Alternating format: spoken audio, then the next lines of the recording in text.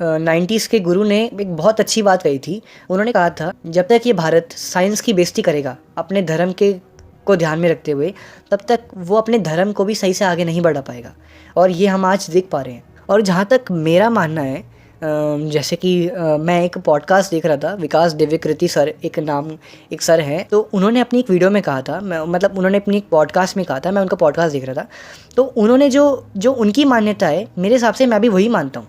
उन्होंने अपने एक पॉडकास्ट में कहा था, वो कह रहे मैं गॉड को नहीं मानता, अगर भगवान होंगे भी तो शायद वो वैसे नहीं होंगे जैसी हम इंसानों ने मान्यताएं बना रखी हैं। मैं एग्नोस्टिक हूँ, मैं ये मानता हूँ कि दुनिया गॉड ने बनाई है। ऐसा हो भी सकता है, नहीं भी हो सकता है। ये भी हो सकता है कि अपने आप बनी हो, एवोल्यूशन के प्रोसेस।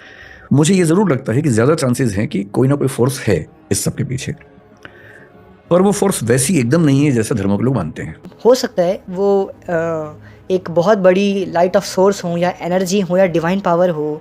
मेरा मानना है गॉड एक सोर्स ऑफ एनर्जी है किसी भी प्रकार में। लाइक हमारी बॉडी ये मैटर से बनी है। हो सकता है गॉड मैटर है। हमारी स्पेस में लाइट है जो बहुत दूर से आ रही है, आइंस्टाइन ने कहा था। तो हो सकता है गॉड लाइट है, या फिर हो सकता है कि गॉड पूरा यूनिवर्स है, या एक वेव्स है। गॉड कहीं भी हो सकते हैं। हो सकता है आपके अंदर है। एक फ़िलॉसफी ने तो ये तक कह दिया था कि कोई भी फ़िलासफ़र भगवान की खोज मत करो, क्योंकि हम कभी भगवान के बारे में जान ही नहीं सकते। भगवान एक ऐसी चीज़ है जिसको हम सही से समझ ही नहीं सकते। तो जब समझ नहीं सकते तो काहे को अपना दिमाग ख़राब करना। तो देखो यार, ऐसी कोई बड़ी बात नहीं है कि तुम भगवान को मान रहे हो या नहीं मान रहे हो, उससे कोई ज़्यादा फ़र्क नहीं पड़ता।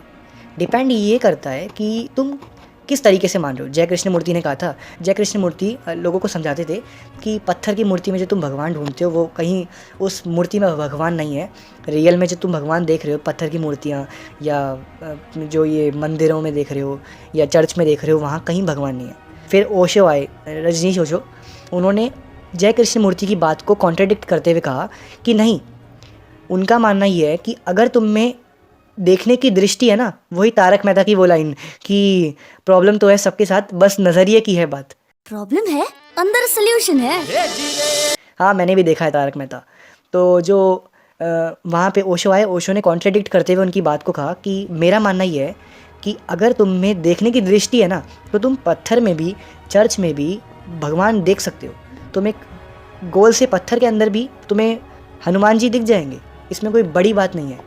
जैसे कि आजकल लोग हैं वो दरगाह में चादर चढ़ा देते हैं, या फिर चर्च में कैंडल जला देते हैं, या फिर किसी शिवलिंग में दूध चढ़ा देते हैं।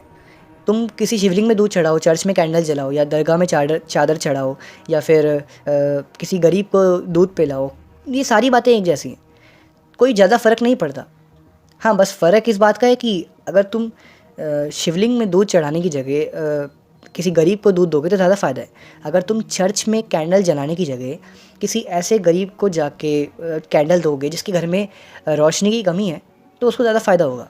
ये बात एक कॉमन सेंस से आती है इंसानों के अंदर। तुम्हें बताऊं तो आज जापान इसीलिए आगे है क्योंकि जापान ने रिलीजन के साथ साथ टेक्नोलॉजी और साइंस को भी अपनाया है।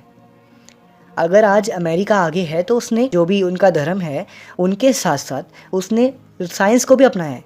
और अगर आज कहीं ना कहीं इंडिया पीछे है तो वो इसीलिए है कि क्योंकि हमने रिलीजन को तो अपनाया लेकिन कहीं ना कहीं साइंस को नहीं अपनाया। इसलिए हमें साइंस को भी अपनाना होगा। जिस दिन भारत साइंस को अपना लेगा उस दिन शायद हम चाइना और अमेरिका के बराबरी तक भी पहुंच सकते हैं। लेकिन अभी तो जब तक हम साइंस को अपना नहीं लेते तब तक हम वही मान्यताओं में जिएंगे जो हमारे यहाँ पे झूठी अफवाहें हैं। काला जादू, या फिर नज़र लग जाएगी, बिल्ली ने रास्ता काट दिया। बिल्ली बस एक जानवर है। तुम्हें पता है मैंने बिल्ली के ऊपर एक एक्सपेरिमेंट भी किया था। मैं तुम्हें आज वो एक्सपेरिमेंट बता ही देता हूँ। मैं सुबह जा रहा था, मैं अपने ट्यूशन जा रहा था करीब 5 बजे के करीब। हाँ, मेरा ट्यूशन 5 बजे है, तो मैं 5 बजे के करीब अपने ट्यूशन जा रहा था। तो मेरे रास्ते से एक ब्लैक कलर की बिल्ली गुजर गई, सामने से निकली। और मैंने जानबूझ के, मुझे बता रखा है मेरी मम्मी और घर वालों ने कि जब भी कोई काली बिल्ली रास्ता काटे तो तुम्हें वो रास्ते को क्रॉस नहीं करना, ठीक है। किसी और का वेट करना है कि वो क्रॉस करे या फिर किसी और रास्ते से जाना है। लेकिन मैंने जानबूझ के उस दिन काली बिल्ली के काटे हुए रास्ते को क्रॉस किया और मैंने पूरे दिन ऑब्जर्व करा कि आज मेरे साथ अशुभ होगा क्या, क्योंकि आज मैंने एक मान्यता तोड़ी है। तो देखते हैं मेरे साथ अशुभ होता है कि नहीं।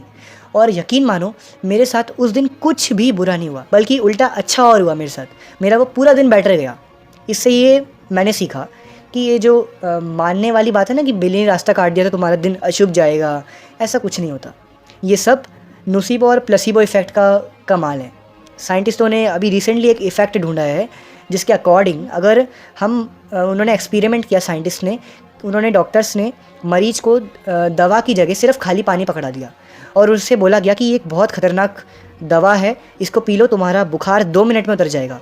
और मरीज ने उस नॉर्मल से पानी को पी लिया दवा समझ के, और वो मरीज वाकई में ठीक हो गया। और वो था कुछ नहीं, ना ही वो कोई मेडिसिन थी और ना ही उसमें कुछ केमिकल था, जस्ट खाली पानी, दैट्स इट, सिर्फ पानी था। लेकिन उसके मरीज के दिमाग ने मान लिया था कि ये दवा बहुत ही खतरनाक है जिससे मेरा बुखार 2 मिनट में ठीक हो जाएगा, इसलिए उसने वो पानी पीकर भी उसके माइंड ने उसकी बॉडी को रिकवर कर दिया, ये समझ के कि उसने दवा पी है। तो सारा खेल तुम्हारे माइंड सेट का है, मैं हमेशा से बोलता आया हूँ। तो आज के बाद ये कोई सवाल बोलना मत कि भगवान होते हैं या नहीं होते हैं। देखो, तुम भगवान को मान लो या नहीं मानो, उसमें कोई फ़र्क नहीं है। तुम मान भी रहे हो तो भी ये बात 10% तक ही पहुँचती है, और अगर तुम भगवान को नहीं मानते हो तो भी ये बात 10% तक ही पहुँचती है। हाँ, अगर तुम भगवान को मानते भी हो और नहीं भी मानते हो तो ये बात शायद 20-30% तक पहुँच जाए। समझ रहे हो मेरे कहने का मतलब? आई थिंक बहुत कम लोग ही समझ पाए होंगे। बहुत लंबी वीडियो हो गई है, बट मैं चाहता था कि तुम्हारा माइंड मैं थोड़ा और खोल सकूं। आई थिंक तुम्हें मेरी बात समझ आई हो, नहीं समझ आई हो तो कमेंट्स में पूछ लेना, मैं तुम्हें थोड़ा डिटेल में आंसर दूंगा। और तुम्हारा अगर कोई खुद का ओपिनियन है तो मेरे को अपना ओपिनियन लिख कर देना, मैं तुम्हारा ओपिनियन जानने में इंटरेस्टेड हूँ।